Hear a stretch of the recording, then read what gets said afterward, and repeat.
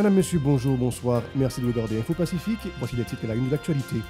Situation de tension mercredi au niveau de plusieurs artères de la zone métropolitaine de Port-au-Prince pour réclamer du carburant dans les stations-service. Une personne a été tuée et plusieurs autres blessés dans l'attaque d'un autobus mardi à Martissant. Les agents de l'ordre ont récupéré mardi à Port-de-Paix 26 caisses de munitions dans un camion qui se dirigeait vers Port-au-Prince. Arrestation de l'ancien chef du parquet de Port-de-Paix, Michelet Virgile, mardi, après la libération de 2 présumés trafiquants d'armes. Les responsables de l'Université Séculaire d'Assise d'Haïti appellent à la libération de la docteure Greta Lataya-de-Roy, doyenne de la faculté de médecine et des sciences de la santé de l'USFA. Restez avec nous pour le développement. Si vous jugez que cette vidéo est intéressante, n'hésitez pas à liker et partager la vidéo. Et surtout, n'oubliez pas de vous abonner à cette chaîne et activer la cloche de notification pour ne pas louper aucune de nos vidéos. Comme annoncé en titre, Madame, Monsieur, situation de tension au niveau de plusieurs artères de Delma, mais également à Christoua sur la route de l'aéroport et à Tabar pour réclamer du carburant dans les stations-service. En effet, des citoyens, dont des conducteurs de taxi-moto, ont brûlé des pneus usagés et placé des pierres sur la chaussée dans le cadre de ce mouvement. Des véhicules qui s'aventuraient sur les lieux ont essuyé des jets de pierre. Seules les motocyclettes sans passagers ont été épargnées par les gens qui crachaient leur ras-le-bol de la pénurie factice provoquée par le blocage de la distribution de l'essence au niveau du terminal Vareux en raison des affrontements entre les groupes armés à Cité-Soleil depuis environ une semaine. Les protestataires ont indiqué que le gallon de gasoline se vend jusqu'à 1500 gourdes au marché noir, ce qui vient nettement compliquer la situation socio-économique déjà désastreuse. Les activités commerciales ont notamment été perturbées à ces endroits. Il faut indiquer que la rareté provoquée du carburant a sérieusement affecté le transport en commun pour la 3e journée consécutive à plusieurs endroits de la région métropolitaine de Port-au-Prince. Dans la capitale et ses environs, les citoyens s'insurgent contre l'incurie des autorités gouvernementales face aux déboires de la majorité de la population. Ils se disent révoltés par l'inaction et le profond mutisme de l'équipe au pouvoir, alors que la crise économique s'est accentuée depuis près d'une semaine avec la pénurie de l'essence provoquée par la guerre des gangs à Cité-Soleil. Ces résidents ont indiqué que leurs activités sont pratiquement paralysées par cette situation, ajoutant qu'ils sont prêts à poursuivre la mobilisation pour exiger la reprise des opérations de livraison de l'essence au terminal Vareux. Écoutons-les au micro d'Aubert Charles et de Jean-Élie Ladresse. Il y a tout le temps nous gaz parce que nous-mêmes chauffeurs moto, nous voyons aider l'État. Puis faut nous-mêmes qui faisons moto là, nous finissons l'école nous. L'État demande pour nous l'école, il demande pour nous apprendre, nous apprendre. Nous finissons nos bagages ici où tellement pas jeune pour faire sous nous obligé de plier sur ta apprendre. Tellement pays a l'État va nous régler nous. Sur seul bagage l'État qui dans pays à un moment c'est jeune l'argent, acheter balles, acheter armes, bail bandit pour retrouver police, pour faire kidnapping pour bloquer pays. C'est ça l'État régler dans pays. Nous disons ça là déjà. Nous pas de l'État, nous ne pouvons pas l'État avec ni de ni gaz pour nous. Seulement, c'est gaz pour nous pour fonctionner seulement. Après ça, nous ne pouvons pas demander l'État. Et vu avec insécurité, question carburant, pour être nègre, nous-mêmes, au niveau des syndicats qui c'est Sénacotam, syndicat national de taxi moto, secteur transport, nous mettons pied dans la tête pour nous faire Ariel Henry. Bagaille pas OK pour nous dire Ariel Henry, attention à payant. Payant pas pour Ariel Henry parce que la Constitution 1997 là, pas reconnaître la légitimité Ariel Henry dans la tête pays. C'est pour l'une des raisons. Question, nous ne pouvons pas circuler dans le pays, insécurité, nous demandons Ariel Henry, si la Constitution 1997 là, c'est garantir les institutions pour qu'il s'allie le président et le Premier ministre, il n'y a pas garantir chaque grain haïtien en dedans le pays. Bon, le problème qui arrive à passer là, pour le moment, là, la red. Galon gaz avant, nous achetons dans la rue 500 gouttes. Jodi à la guette a monté $300. L'autre galon gaz $300. Comment on fait comme là? Bah là, dis en pile. L'autre tout le monde n'a pas payé même prix le qu'on déjà. On a la vie si on là. L'autre arrête la machine galon gaz pour $300. Bon tout le monde 232, on va gérer la belle. Là supposé prendre $50 dans même monde non. Monde n'a pas voulu bailler comme ça. On a obligé de lever camper là. Ariel fait ça nécessaire. Si c'est payer la baille, pour nous vivre nous-mêmes, nous pas nous miser ça. Par ailleurs, ces Port-au-Prinsiens dénoncent l'insécurité qui continue d'empoisonner leur existence avec la complicité de ceux qui sont chargés de restaurer la tranquillité dans les foyers. Pour eux, il n'y a que la disponibilité du carburant et la création d'un environnement sécuritaire qui puisse redonner confiance à la population. Ils désolent du fait de ne pas pouvoir subvenir à leurs besoins et ceux de leur famille en raison de la crise globale. On les écoute toujours au micro d'Aubert Charles et de Jean-Élie Ladresse. Vous ne cacher nos petits gaz pour fonctionner dans le pays. Chaque semaine, grève gaz. Chaque semaine, grève gaz. Nos pays, chaque semaine, grève gaz. Nous-mêmes, nous demandons gaz. Nous avons bloqué l'arrière, nous avons boulé caoutchouc, nous avons dominé l'arrière, nous avons pété tout le gaz. Pour penser à l'IA, comme il y a des aspects là-dedans. Premièrement, aspect c'est question insécurité. Et deuxièmement, c'est chute et raté carburant sur l'échelle nationale. Nous avons revendiqué juste problème insécurité. Toi, kidnapping dans le pays, les gens ne peuvent pas sortir. Les gens ne font pas, les gens fusent chauffeur moto pour voler, ben là, même. Ça n'a pas réclamé. Les gens qui sont en charge pour mettre le pays à sable là, pour le faire. Ariel Henry. C'est ça n'a pas demandé. Revendication, depuis nous jouons une gaz, ça fait dégager Ariel, parce que Ariel va régler pour nous. Ok? C'est l'État va nous faire nous-mêmes, c'est nous qui gérons tête, nous qui baillons tête, nous possibilité pour nous dire. Et il va une gaz, depuis une gaz là, il y a bloqué. Mais tu vas une gaz là, bloqué, regarde. Les responsables de l'Université Saint-François d'Assise d'Haïti, USFA, réclament encore une fois la libération de la docteure Greta Latayade Roy, la doyenne de la Faculté de médecine et des sciences de la santé. Depuis le 8 juillet, elle a été enlevée et séquestrée, ainsi que son chauffeur par les malfrats. Madame Roy est notamment diabétique et hypertendue, ont rappelé les universitaires qui appellent les caïds à la libérer en vue de retrouver sa famille et ses étudiants. Écoutons les propos de Nalzer Théodore, responsable des affaires estudiantines à l'USVA, au micro d'Esdra Jeudi et d'Estravensky Deramo.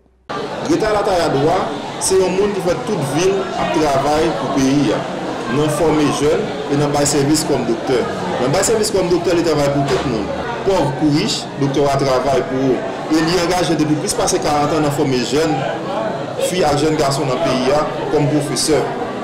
Docteur, c'est un monde qui est dans l'âge avancé. Il est malade. Il fait maladie psychique avec maladie de tension. Il fait maladie rhinite allergique. Ça veut dire qu'il est allergique, il n'est pas capable de prendre tout le bagage, il n'est pas capable de n'importe côté et il n'est pas capable de fermer pendant plus de temps dans la salle.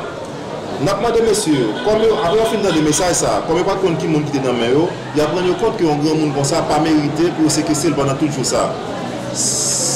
Mais comme nous connaissons, c'est mon monsieur, il y a maman, il y a madame, il y a petite, il y a libéré grand monde pour venir reprendre l'activité. Nous demandons tant pris, la guerre doyenne n'a pressé sans condition pour nous, pour venir continuer à former l'autre génération de médecins qui pour faire service à ce pays.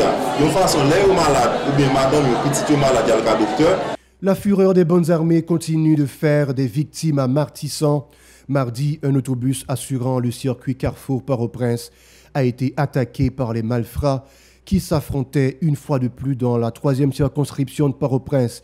Bilan, un passager a été mortellement touché alors que d'autres en sont sortis blessés dans cette attaque.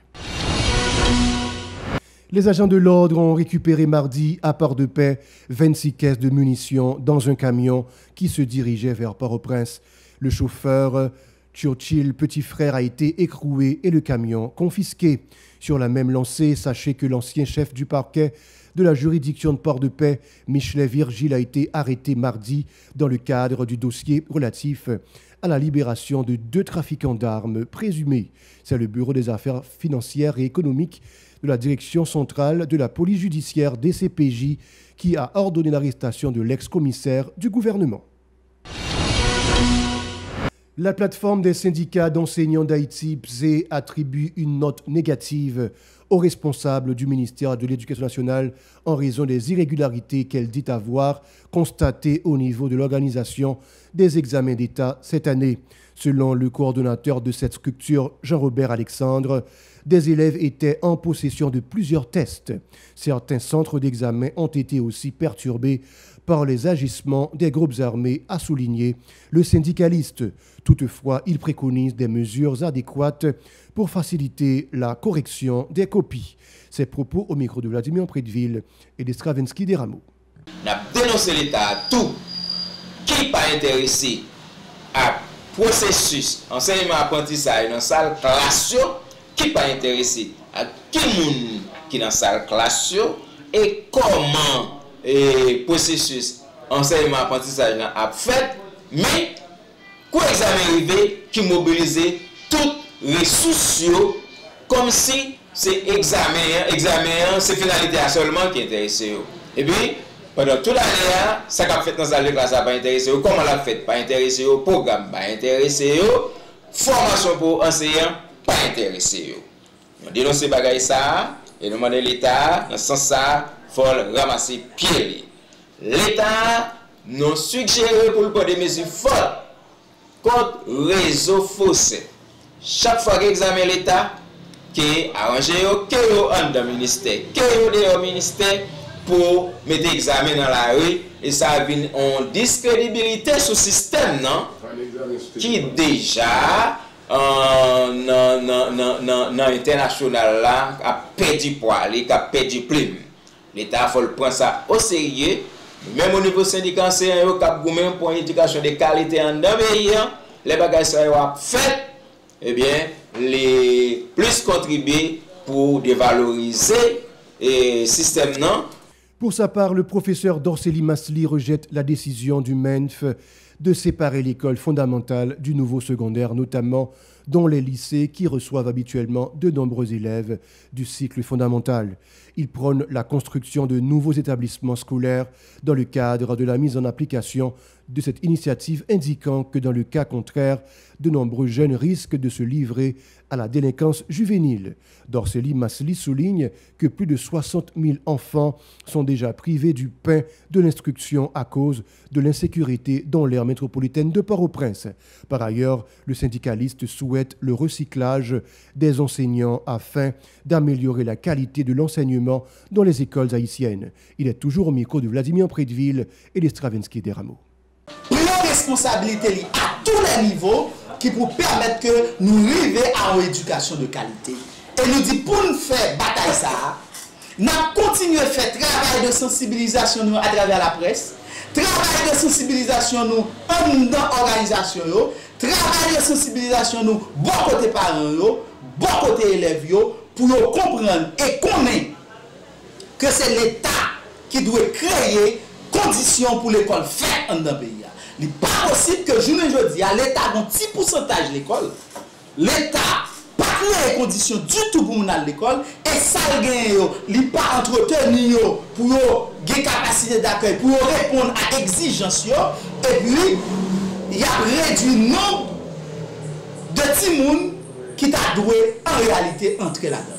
C'est ça que fait, nous dit, nous continuons à faire bataille ça. Et année ça, nous dit c'est année côté que plateforme a continué à faire de travail de sensibilisation sur tout le pays pour pousser par eux comprendre la réalité que l'école a faite dans le pays, pas répondre à l'exigence que l'école doit faire et je l'école a fait là, la créé plus d'exclusion pour ensemble nous font faisceau, nous bataille pour nous aller vers une éducation de qualité qui vous permettre que tout le monde gagne égalité de chance dans le pays et tout le monde a la même possibilité pour réussir. Ici prend fin Info Pacifique, restez en compagnie sur Free depuis la France, la chaîne 434, sur Play TV, chaîne 95 et sur l'application Radio Télé Pacifique et sur notre site radiotélépacifique.com.